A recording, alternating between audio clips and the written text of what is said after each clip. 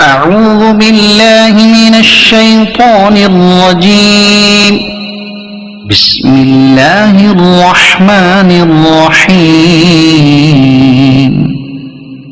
قل أعوذ برب الناس ملك الناس إله الناس من شر الوسواس الخناس الذي يوسوس في صدور الناس من الجنة والناس. صدق الله العظيم.